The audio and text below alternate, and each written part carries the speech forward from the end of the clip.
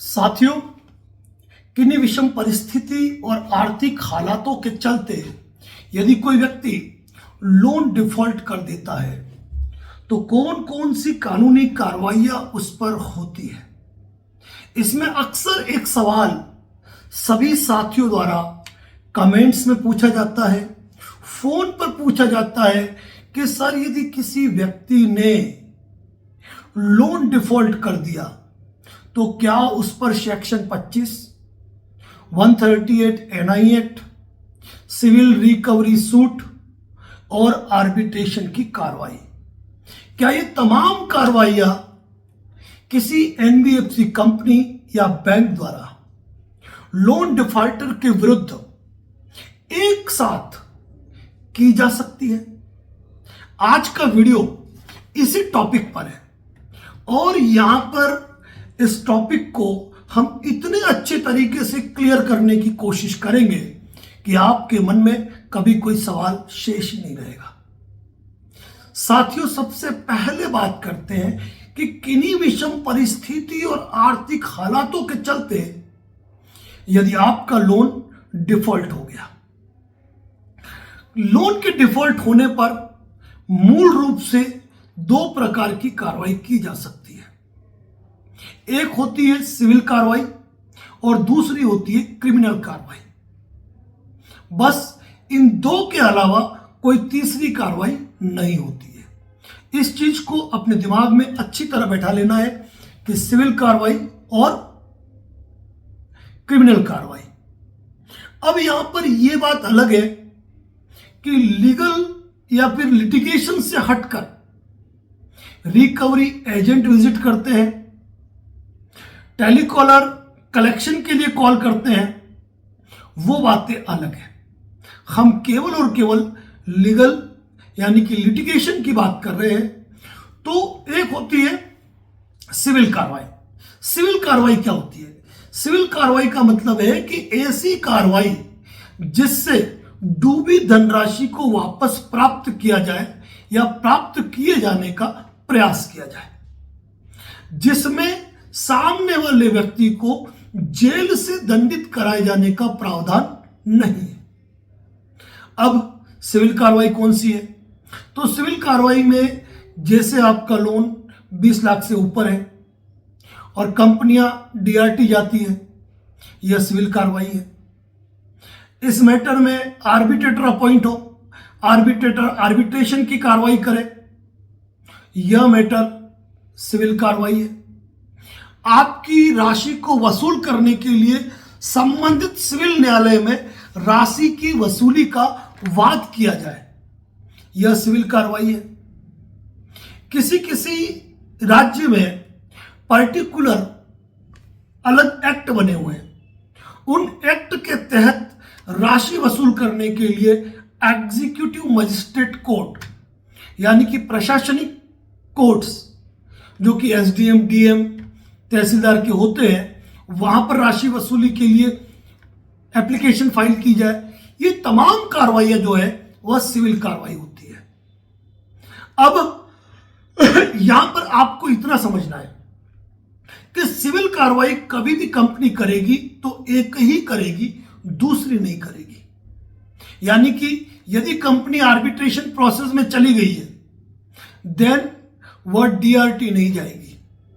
यदि आर्बिट्रेशन की कार्रवाई चल रही है तो वह सिविल रिकवरी का सूट फाइल नहीं करेंगे।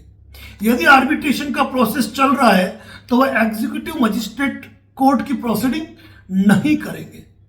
कहने का मतलब यह है कि यदि आपकी कोई एक सिविल कार्रवाई चल रही है तो इस दौरान वह किसी दूसरी रेमेडी का इस्तेमाल नहीं करेंगे, क्योंकि वह कानूनन गलत भी है और इसके लिए लिटिगेशन व्यय भी होता है। और यदि कोई लिटिगेशन फाइल कर देते हैं तो पहले से कोई सिविल डिस्प्यूट चल रहा है जो कि कोर्ट में है या लिटिगेशन पेंडिंग है, ऐसी कंडीशन में दूसरा सिविल केस फाइल नहीं होगा। यह बात आप समझ लीजिए। लेकिन कई लोगों का सवाल होता है कि क्या सर इस सिविल कार्रवाइयों के साथ में क्या कोई क्रिमिनल कार्रवाई भी की जा सकती है? अब क्रिमिनल कार्रवाई में हम किसे गिनते हैं? सबसे पहले एफआईआर दर्ज करवाना पुलिस स्टेशन के अंदर, अब मैं आपको ऑलरेडी कई बार बता चुका हूं कि किन्हीं विषम परिस्थिति और आर्थिक हालातों के चलते यदि लोन डिफॉल्ट हो जाता है तो ऐसी अवस्था में यह सिविल डिफॉल्ट है, यह कोई क्राइम नहीं है। ऐसे मैटर में एफआईआर दर्ज नहीं होती है, और ऐसे मैटर में यदि कोई एफआईआर दर्ज हो भी जाती है तो 482 में उस एफआईआर को चैलेंज किया जा सकता है हाई कोर्ट में। और जनरली इस मैटर में एफआईआर दर्ज होती ही नहीं है यदि सामने वाली पार्टी जिसने कि लोन लिया है, जो लोन डिफॉल्टर है, उसने कोई फेक डॉक्यूमेंट एग्जीक्यूट नहीं किए, कोई गलत चीजें नहीं की, तो एफआईआर दर्ज नहीं होगी। ऐसा नहीं है कि उसने लोन लिया और 2 ही किस्तें भरी, तीसरी किस्त भरी नहीं, तो उसके दिमाग में जो भावना है वो धोखाधड़ी की है, तो 316 में एफआईआर दर्ज हो जाएगी, 318 में कार्रवाई होगी। ऐसा बिल्कुल नहीं है। अब यहीं पर कई कंपनियां क्रिमिनल कंप्लेंट का नोटिस भेजती है, यानी कि 316 318 का 316 318 का नोटिस जब कंपनी भेजती है तो आप उसका रिप्लाई दे सकते हो। और आज की तारीख में कोर्ट में जुलाई 2024 के बाद नए कानून लागू हुए, तो उस केस पर कॉग्निजेंस लेने के लिए अंडर सेक्शन भारतीय नागरिक सुरक्षा संहिता की 223 के अंतर्गत आपको प्री कॉग्निजेंस का नोटिस जारी होता है कि इस मैटर में आपके खिलाफ कंप्लेंट फाइल हुई है, कि इस मैटर में आपके विरुद्ध कार्रवाई की जाए। यदि किन्हीं तथ्यों पर आप अपना बचाव करना चाहते हैं, अपना पक्ष रखना चाहते हैं, तो आप उपस्थित हो सकते हैं। आप उपस्थित होते हैं, अपने प्रायर नोटिस, आर्बिट्रेशन नोटिस के रिप्लाई, उनके सेक्शन 25 138 के रिप्लाई, जो भी आपके पास अवेलेबल है, आप जमा कराते हो। अब कोर्ट यहां देखेगी कि आपने फेयर इंटेंशन के साथ, एक क्लियर टाइटल के साथ आपने प्रायर नोटिस दिया है, तो 316 और 318 की कार्रवाई का कॉग्निजेंस नहीं लिया जाएगा, क्योंकि उसमें यह भी देखा जाएगा कि वो कंपनी ऑलरेडी आर्बिट्रेशन की प्रोसीडिंग कर रही है, कंपनी ऑलरेडी सेक्शन 25 का केस फाइल कर चुकी है, कंपनी ऑलरेडी सेक्शन 138 का केस फाइल कर चुकी है, तो प्री कॉग्निजेंस नहीं होगा, उनका कॉग्निजेंस ही नहीं होगा। अब अगर कॉग्निजेंस हो भी जाता है तो उसको आप चैलेंज कर सकते हो जिला एवं सेशन न्यायालय के अंदर, और बाद में हाईकोर्ट तो है ही है, सालों पेंडिंग चलते मामले, बताने की आवश्यकता नहीं है मुझे।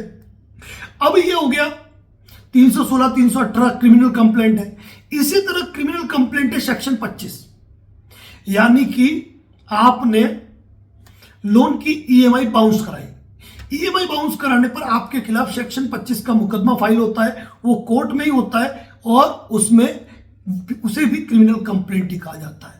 कल परसों का मैंने किसी का एक मैसेज देखा था कि सेक्शन 25 के नोटिस को आप इग्नोर कर रहे हो, इसीलिए आपके खिलाफ एफआईआर दर्ज होगी।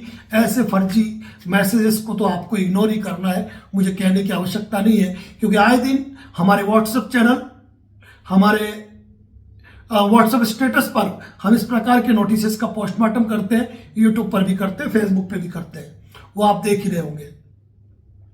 अब सेक्शन 25 का यदि आपके ऊपर केस फाइल कर दिया और सेक्शन 25 का केस चल रहा है, ऐसी कंडीशन में यदि वह आपके खिलाफ 138 का केस फाइल कर देते चेक बाउंस का, तो जनाब बिल्कुल भी नहीं चल पाएगा। आपके वकील साहब उस केस की पटकनी लगा देंगे कि जो व्यक्ति एक ईएमआई नहीं भर सकता था, एक ईएमआई का उस पर केस चल रहा है, उसने टोटल लोन अमाउंट का चेक कैसे जारी कर दिया। बात तो सोचने की, कंपनियां कुछ भी लिखे।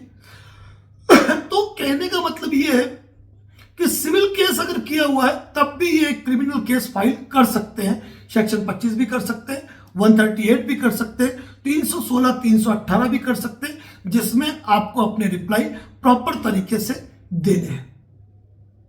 इसके बाद आपको यह समझने की जरूरत है कि यदि आपने प्रायर नोटिस दिया है तो वह प्रायर नोटिस आपके सेक्शन 25, 138 एनआई एक्ट, यहां तक कि 316 318 के केस में, या कभी कोई एफआईआर वगैरह भी हो, उस मैटर में आपके लिए एक महत्वपूर्ण भूमिका निभाता है prior notice. Intimation letter recovery agent को नियंत्रित करता है। Agent recovery agent notice, loan recovery agent notice आपको एजेंट से प्रोटेक्ट करता है। अब ये सारे अधिकार यदि कंपनियों के पास है, इसका मतलब ये नहीं है कि आपके पास कोई अधिकार नहीं है। कंपनी यदि क्षेत्राधिकार का दुरुपयोग कर रही है, हम ये मानते हैं कि वो कलकत्ता में अपना ऑफिस बताकर वहां सेक्शन 25 का केस फाइल कर देते हैं, लेकिन जब आप नोटिस उनको भेज रहे हो और नोटिस रिटर्न आ रहा है, वहां उस नाम का कोई ऑफिस ही नहीं है, लेफ्ट हो गया, या वहां जिस एडवोकेट को आपने नोटिस का रिप्लाई कर दिया उनका नोटिस रिटर्न आ गया, तो उस आधार पे आप उस कंपनी की कंप्लेंट आरबीआई लोकपाल को कर सकते हैं कि जहां पर कंपनी का ऑफिस ही नहीं है, कंपनी उस नाम से हमको नोटिस भेज रही है और नोटिस में ये एड्रेस लिखा हुआ है, केवल और केवल जुडिक्शन बनाने के लिए, हमको केवल मेंटल हरेसमेंट करने के लिए 1000 किलोमीटर दूर ये प्रोसीडिंग इसलिए की जा रही है झूठे आधारों पर कि वह हमारे खिलाफ वहां केस फाइल कर सके। लेकिन ऐसा बहुत कम लोग करते हैं। अगर ये करते हो तो रिलीफ ढेरों लोगों को मिलती है। साथियों, ये मान के चलना कि सेक्शन 25 कर दिया तो 138 में रिलीफ मिलने वाला नहीं है, 316 318 कर दिया तो फिर सेक्शन 25 और 138 की तो वर्थ ही नहीं बचेगी। इसीलिए प्रॉपर वे में देखा जाए तो कोई भी कंपनी जिसका आपने लोन डिफॉल्ट किया है वह आपके खिलाफ एक सिविल केस और एक क्रिमिनल केस फाइल कर सकती है। लेकिन जब तक उन केसों का निस्तारण होता है ना, तब तक आपका लोन ऑलरेडी सेटल हो चुका होता है। ये मार्च का महीना है, मुझे बताने की आवश्यकता नहीं है कि इन पिछले 4 दिनों के अंदर हमारे कई मिलने वाले साथियों के 1000 से अधिक लोन सेटलमेंट हो चुके हैं। ढेरों सेटलमेंट लेटर आ रहे हैं, वक्त नहीं है कि उन्हें हम अपलोड कर पाए क्योंकि उसमें देखना भी पड़ता है। फिर भी आप यदि सेटलमेंट लेटर विभिन्न कंपनियों के देखना चाहते हैं तो हमारे यूट्यूब चैनल की ज्वाइन मेंबरशिप में जाकर आप यूट्यूब मेंबरशिप कम्युनिटी पोस्ट में आप तमाम जो लोन सेटलमेंट लेटर है वो देख सकते हैं। जो कंपनियां कहती है कि हम लोन सेटलमेंट नहीं करते, हम 60% से नीचे नहीं करते, 50% से नीचे नहीं करते, उनकी सारी डिटेल आपको हमारे मेंबरशिप चैनल पे मिल जाएगी। साथियों, कहने की आवश्यकता नहीं है, लेकिन अपने अधिकारों के प्रति जागृत रहना पड़ेगा। लोन के दलदल में धंसकर लोग आत्महत्या कर रहे हैं, अपने जीवन को खोते जा रहे हैं। लोन के दलदल में धंसने का यह मामला कतई नहीं है कि आप अपने जीवन को समाप्त कर दो। जीवन जीने का, सम्मानपूर्वक जीवन जीने का आपको अधिकार है। कोई रिकवरी एजेंट ऊना पूना आके आपकी बैंड नहीं बजा सकता है यदि आपको कानून का ज्ञान हो, यदि आपको अपने अधिकारों की जानकारी हो। तो जो आज का महत्वपूर्ण वीडियो है वो इस आधार पर है। कुछ लोग पूछते हैं कि सर हमने ये सुना है कि एनपीए हो जाने के बाद ही कंपनी कार्रवाई करती है। गलत। सर वो कह रहे हैं कि कुछ हमने यूट्यूब पर एडवोकेट्स को सुना है। तो देखिए, मैं यहां पर किसी को क्रॉस नहीं करूंगा, लेकिन मैं ये कहना चाहूंगा कि यह जरूरी नहीं है कि लोन के एनपीए होने पर ही आपके खिलाफ कार्रवाई हो। सेक्शन 25 का नोटिस पहली ईएमआई बाउंस पे भी वो भेज सकते हैं, भेजे नहीं भेजे अलग बात है, लेकिन दूसरी ईएमआई पे भेज ही देंगे, तीसरी ईएमआई पे भेज ही देंगे। और आर्बिट्रेशन की कार्रवाई इनका बस चले तो जिस दिन लोन का पेमेंट आपके अकाउंट में आया, पहली ईएमआई डिफॉल्ट हुई ना, उसी दिन शाम को आर्बिट्रेशन कर दे, इनकी मर्जी हो तो। कहने का मतलब ये इंतजार नहीं करते हैं कि हम वेट कर लें, ये केवल देखते हैं कि कब इंसान गलती करे और ये कार्रवाई कर दे। तो आर्बिट्रेशन भी लोन एनपीए होने से पहले हो सकता है, सेक्शन 25 की कार्रवाई भी लोन एनपीए होने से पहले हो सकती है। और यदि आपको सेक्शन 25 का किसी कोर्ट को समन आया है ना, आप संबंधित न्यायालय में जाकर अगर फर्स्ट डे यदि अपना पेमेंट जमा कराओ, केस डिस्पोज, खत्म। और ये मत सोचना कंपनी बार बार करेगी, कंपनी को भी खर्चे लगते हैं। ये अपने वो सील और सिग्नेचर के जिनका अधिकार ले रखा है ना, उन एडवोकेट के थ्रू केस फाइल नहीं होते हैं। केस फाइल होते हैं कोर्ट में काम करने वाले एडवोकेट्स, जिनकी लीगल फीस कंपनी को देनी पड़ती है, कोर्ट फीस भरनी पड़ती है, लिटिगेशन पे खर्चा करना पड़ता है। साथियों, तो आज इस वीडियो का जो मकसद था वो आप समझ चुके होंगे कि आर्बिट्रेशन के साथ में 125 की कार्रवाई हो सकती है, 138 की कार्रवाई हो सकती है, यानी कि सिविल केस के साथ क्रिमिनल केस हो सकता है। आपको अपना बचाव करना है, महत्वपूर्ण बात है। इसी प्रकार की जानकारी advocate Narendra Joshi YouTube channel पर करीब 300 से अधिक वीडियो है। यदि वो सारे वीडियो जो देख लेना, उसे जिंदगी में किसी की कॉल बुक कराने की आवश्यकता नहीं है। और जो यूट्यूब चैनल की ज्वाइंट मेंबरशिप में चला जाए ना, उन्हें तो किसी लीगल एक्सपर्ट को भी हायर करने की जरूरत नहीं है। साथ ही इसी प्रकार के legal update advocate Narendra Joshi YouTube channel पर मिलते हैं। तो चैनल पर नए हैं तो चैनल को सब्सक्राइब जरूर करें, फॉलो जरूर करें, और आपका कोई मित्र, परिचित, रिश्तेदार यदि लोन के दलदल में धंसा है तो इसकी ये वीडियो जरूर शेयर करें उसको। Thank you so much.